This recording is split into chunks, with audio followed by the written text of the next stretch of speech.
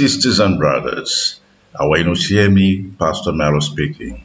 In the name of Tatanzambia Mazulu, creator of heavens and earth, the one who anointed me to be your servant and to get you prepared to go back to Zion, Kongo Diantotela, Luvuvamu, peace be with you.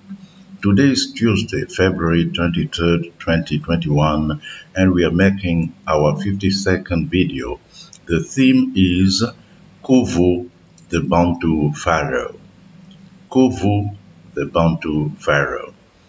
Christ, Kuswa Congo, called the devil the greatest liar that ever existed. John 8:44 says, "You belong to your father the devil, and you want to carry out your father's desires. He was a murderer from the beginning, not holding the truth, for there's no truth in him. When he lies, he speaks his native language, for he is a liar and the father of lies."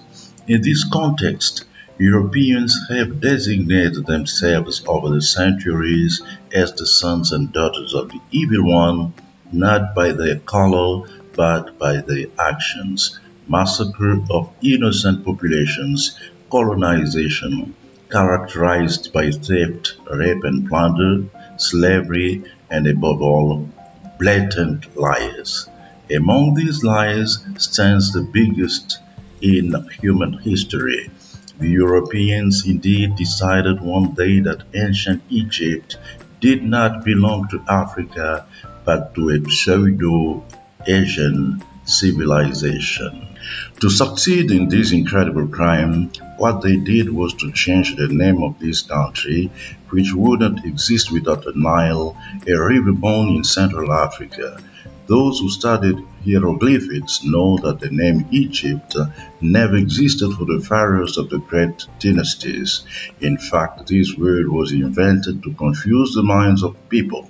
We must go to the etymology of the name Egypt to see that. For more than 2 millennia, the name of Egypt was Kemet or Kemet, named after Noah's second son, the famous Ham or Shem. Genesis chapter 10:1. This is the account of Shem, Ham, and Japheth, Noah's sons, who themselves had sons after the flood. This is amply confirmed in two passages of the Bible. Psalm 105, verses 23 and 27. Then Israel entered Egypt. Jacob resided as a foreigner in the land of Ham. They performed his signs among them, his wonders in the land of Ham. In this case, the question arises, but where does the name Egypt come from? The term Aegyptos comes from the Greek idiom. The Greeks themselves borrowed this word from the Egyptian Hut Kapta, home of the god of Ptah, which designated Memphis, the capital of ancient Egypt. Recall that in Egyptian mythology, Ka is the vital energy and the spiritual double that is born at the same time as a human being. As for Ptah, it means the one who creates, equivalent to the Kikongo Semi. He is the god of craftsmen, artists, and architects. What we must remember though is that the Egyptians never referred to themselves as Aegyptos, but as Kemet, which means black people. We will now see that with the help of linguistics, it is easy to establish a link between the Bantu and ancient Egypt. Indeed, the name Kam, Chem, Ham, whatever the spelling you attribute to it, comes directly from the Kikongo Wama, whose past participle, Kema, is found in Latin in cremare, at the origin of French words crémation and crematorium. It means to burn and joins in this sense the Greek word Ethiopia, from aitho, to burn, and ops, face. This is why the word Africa doesn't exist in old maps. The entire sub-Saharan region is referred to as Ethiopia. Therefore, if the name Kemet, derives from the Congo, further evidence is provided that in reality this language is not only very ancient but asserts its supremacy over languages such as Greek, Latin, or Hebrew.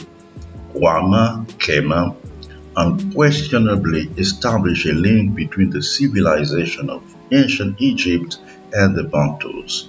Note that the Leucoderm slavers, by systematically stripping our sisters and brothers from the diaspora of their African names, obliging them to bear European names, demonstrate that the name is the strongest, most obvious link between an individual and his, her origin, his, her roots.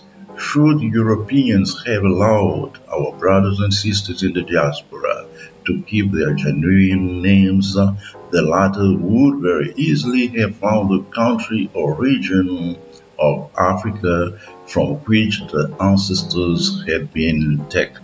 In this context, when Napoleon arrived in Egypt, one of his ambitions was to confirm the superiority of the white race over the so-called colored races. However, as he gazed with fear and trembling on the famous Sphinx, one of the most stupendous monuments in human history, classified among the seven wonders of the ancient world, he immediately disillusioned. Indeed, the features of this pharaoh, ruler of the fourth dynasty, were, according to Senegalese professor Cheikh Anta Diop, unquestionably Bantu. If we add to these physical characteristics the real name of this pharaoh, there is no longer any doubt. In fact, always in the sense of expropriating black Africans of their legitimate heritage, the Europeans put under the carpet the real name of this pharaoh, which is Khufu or Khuvu, and gave him a typically Greek name, Cheops. The European scholars subsequently made every effort so that Khuvu disappears in the benefit of Cheops. No one has ever been able to convey the meaning of this pharaoh's name just because they were looking in the wrong direction.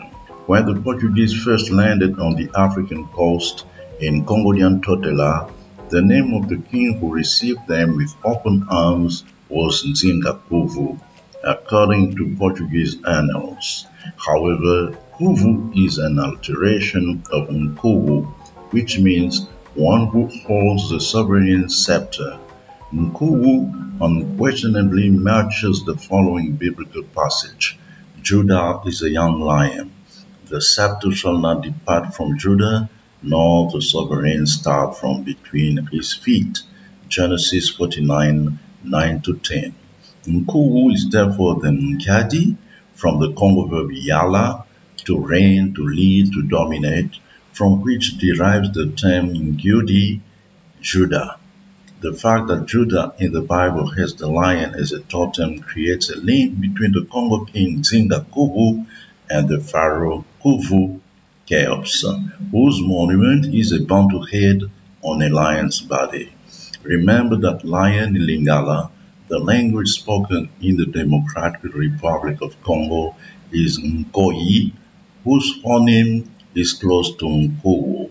But let's go straight to what interests us most: the link between Congo, Egypt, and Isolele, Israel.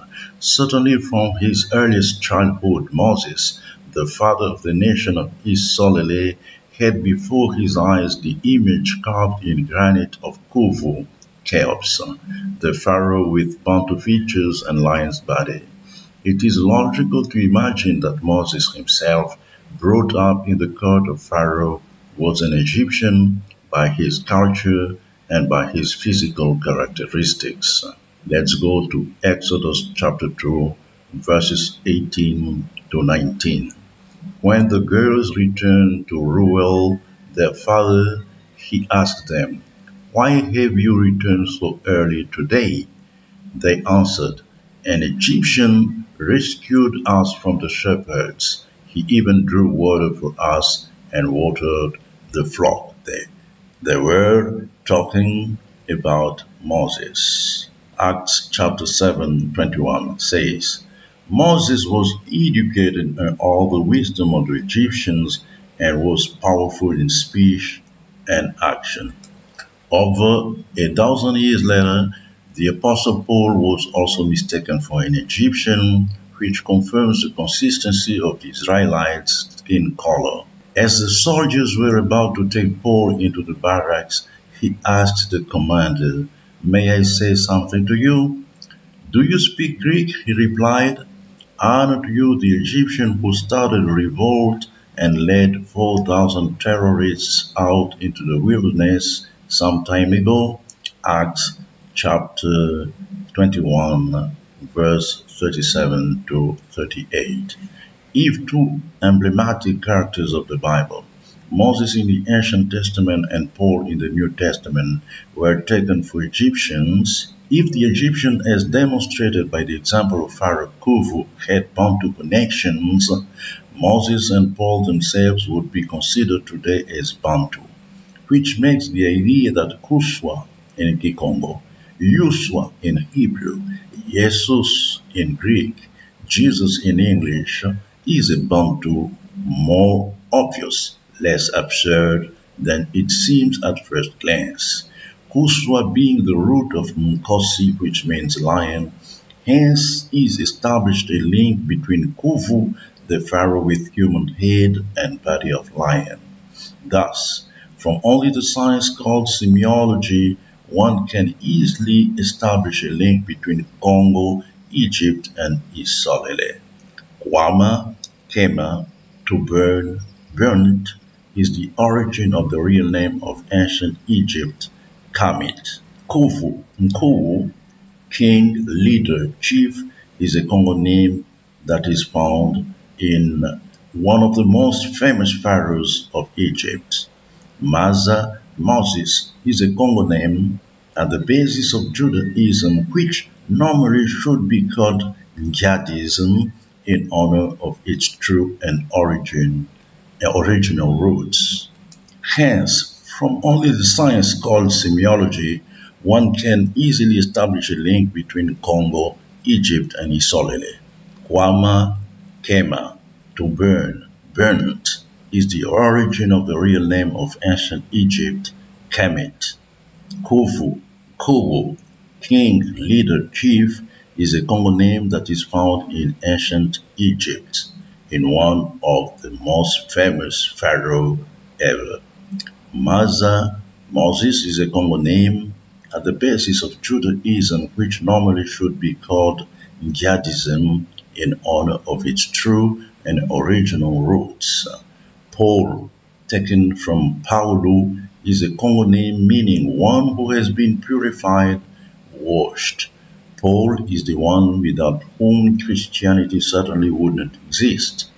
Kuswa, the anointed one, from which Yuswa, Yehoshua, Jesus, Jesus are derived, is a Congo name at the origin of the word in Kisi, anointing. Kisi gave Christ. So, the circle is complete, sisters and brothers. Congo Riantotela is the kingdom of Kuswa, Nkosi, the lion of the tribe of Nyadi, the king of kings. Ingeta, Pastor Melo. C'est loué, c'est loué, c'est loué. Et mon ongele, lusala